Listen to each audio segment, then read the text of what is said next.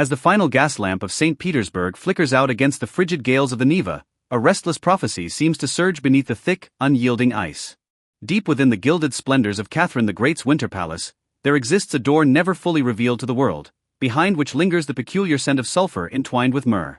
In this clandestine chamber, draped with star charts and labyrinthine mechanical contraptions, Andrei Kelyshev runs his fingers over a crystal sphere rumored to discern the future.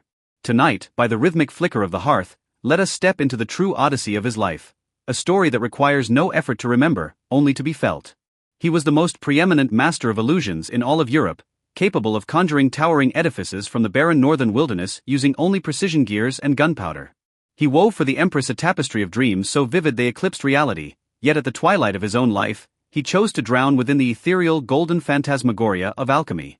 This is a chronicle of brilliance, ambition, and ultimate disillusionment, the final whisper of a solitary soul before the collapse of order. The ascent of Andrei Kelyshev began not through some pedestrian promotion, but with a pyrotechnic spectacle that left the entire city spellbound. The Russian court was desperate to broadcast its enlightenment and might to the world, and the young Andrei possessed an imagination that bordered on the manic. Not content with mere explosions of light, he seamlessly fused optical theory, mechanical engineering, and theatrical artistry. On that legendary coronation night, he summoned a fluid castle of pure flame to drift across the St. Petersburg sky. In that moment, not only the common folk but the Iron Empress herself rose from her throne, her gaze betraying for the first time a profound fascination with this man. He became her most trusted visual advisor, tasked with shrouding cold political agendas within a veil of magnificent light and shadow.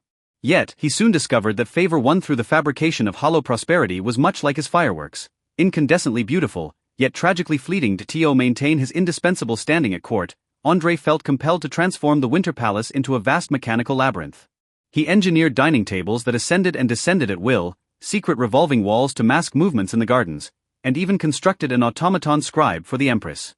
Amidst the turbulent European geopolitics of the late 18th century, Andrei became a figure pursued by the Freemasons and various clandestine societies.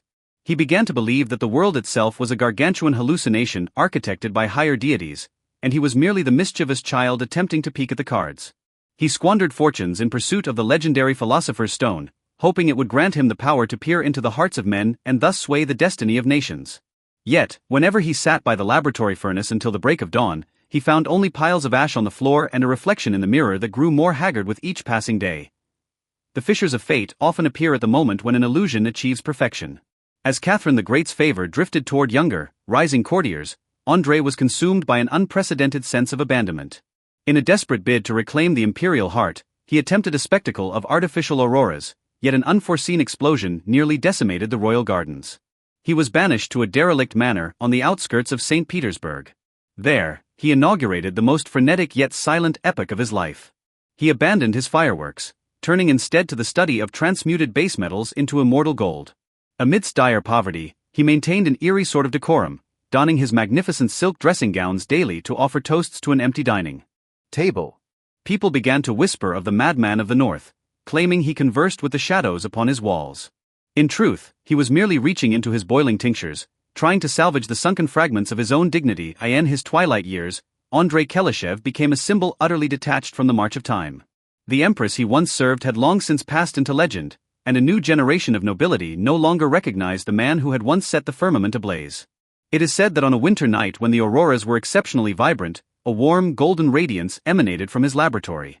The following day, Andrei was found sitting peacefully in his rocking chair, clutching a metallic mass of singular color. He had not become wealthy, yet his countenance bore a serenity he had never before possessed. Perhaps in that final instant, he truly achieved a transmutation, not of lead into gold, but of the ambitions and terrors that had haunted his life into a profound peace of soul. Though he had made his living by weaving illusions, at the brink of death, he touched a truth that he had never before revealed to the world. The life of Andrei Kelyshev thus drew to a close amidst a silent descent of swirling snowflakes.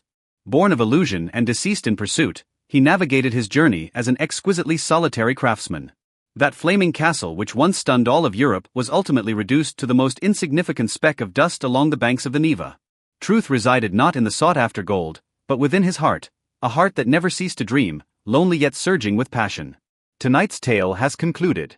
May the misty life of this master of dreams grant you a moment of serene reflection on what we choose to hold and what we let go. The shadows of the court have faded, and the night outside is deep, it is time to set aside all obsessions and masks. May you find, within this gentle melody, a most pure tranquility, and drift into a dreamscape devoid of vanity and fog. Gut nicht, and may sweet dreams attend you until the dawn.